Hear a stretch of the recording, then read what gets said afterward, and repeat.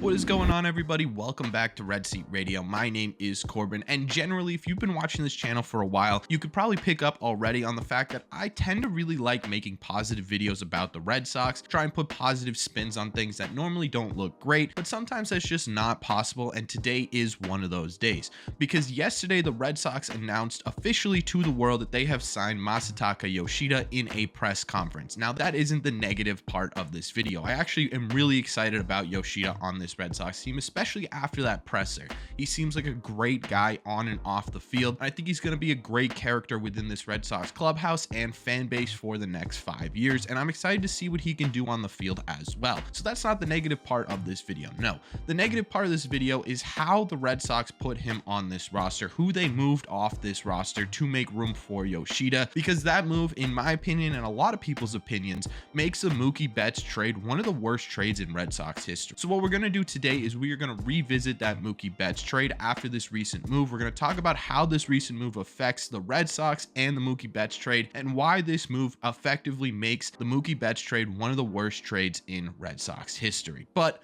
before we get into that, do me a favor, make sure you guys have hit that subscribe button if you haven't already. If you're new here, we talk Red Sox content almost every single day. Also, make sure you guys have hit the like button on this video as well. It helps these videos out a ton, and it would mean a lot to me. Thank you all very much for clicking on this one. Let's get into it.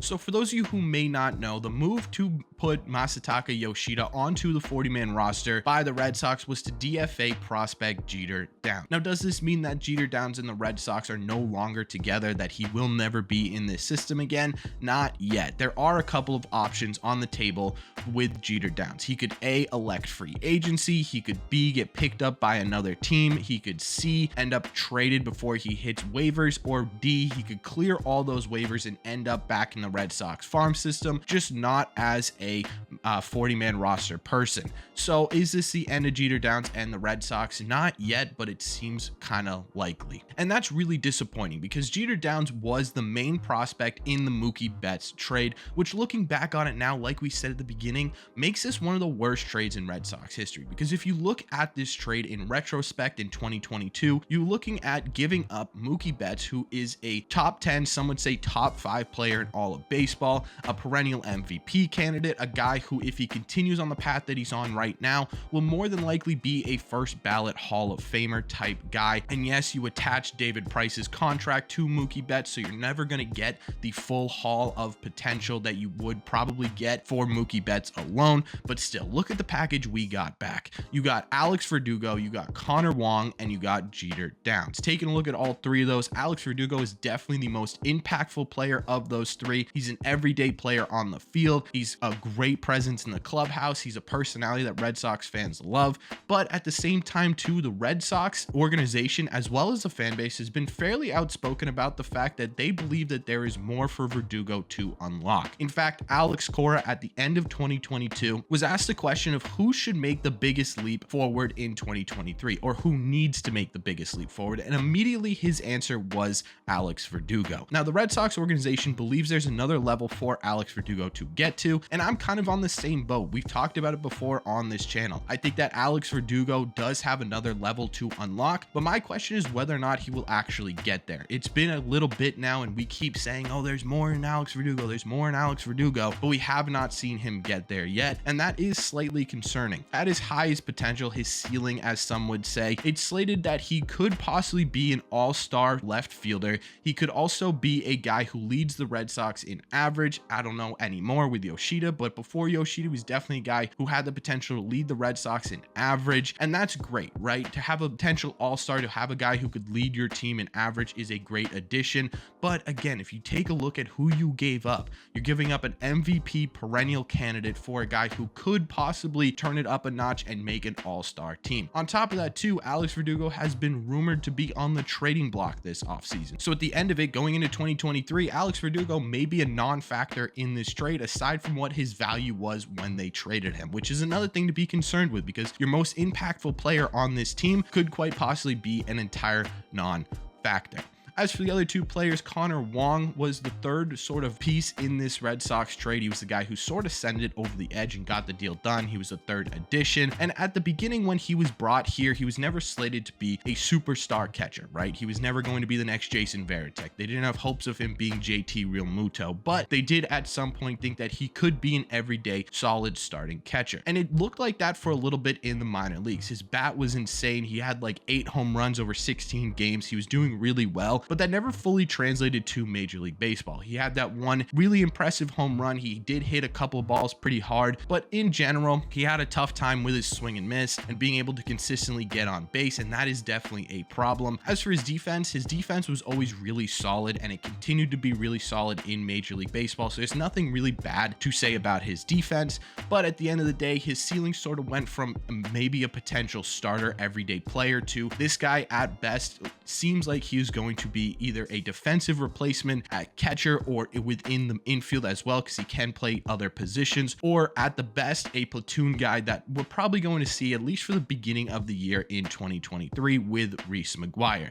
Again, not a terrible place to be. A utility guy is important. Having that platoon at catcher with Reese McGuire is going to be important, but it's not the potential everyday starter that we had once hoped Connor Wong could be. And I don't know if he'll ever get to that point unless he takes a huge step forward with the bat in 2023, which I'm not going to entirely rule out. I'm just going to say it's not very likely. And finally, you have Jeter Downs, who was the highest ranked prospect of the two not major league ready talents between Connor Wong and Jeter Downs. He was definitely the guy who was the main piece in terms of prospects for this trade. When he came here, the bat was really the biggest part of Jeter Downs. He was slated to be a power first middle infielder who was more than likely going to play second base because his defense wasn't fantastic, but that bat was insane. As he made his way up through the minor leagues, that bat stayed consistent up until you hit that COVID year. During that COVID year, Jeter Downs had a really tough year, and it never seemed like he fully recovered. Since then, his batting average dropped super heavily, his strikeout rate rose a ton, and he ended up being a guy who is an all or nothing type hitter. He did improve defensively though, and he turned out to be a fairly decent shortstop middle infield type guy. But with the DFA, it's clear that the Red Sox don't believe that that bat will ever truly come around, and even this offseason, he was dropped from his winter league ball club because he was struggling so heavily at the plate, which really stinks because Jeter Downs was supposed to be the main piece of this Red Sox trade. He was supposed to be a guy who could come in and play second base and be a legitimate impact player on this Red Sox team. It just simply did not work out.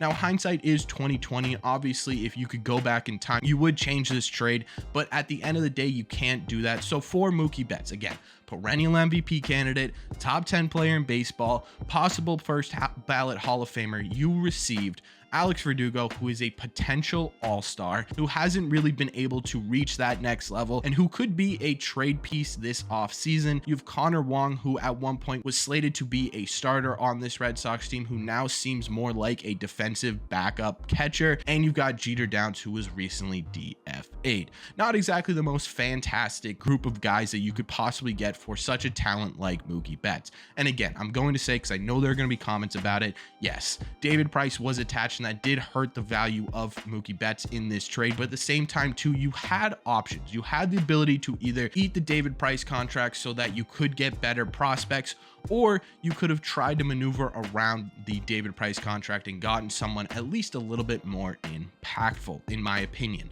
And because of this, because of the fact that for the MVP candidate, you got a potential all-star, a backup catcher, and a DFA, you have to say that this is one of the worst trades in Red Sox history. Now, I didn't do a ton of research on bad trades within Red Sox history, but this one has to be up there, right? Again, a perennial MVP candidate for essentially just Alex Verdugo, because the other two never really panned out. So in my opinion, yes, this makes it one of the worst trades in Red Sox history.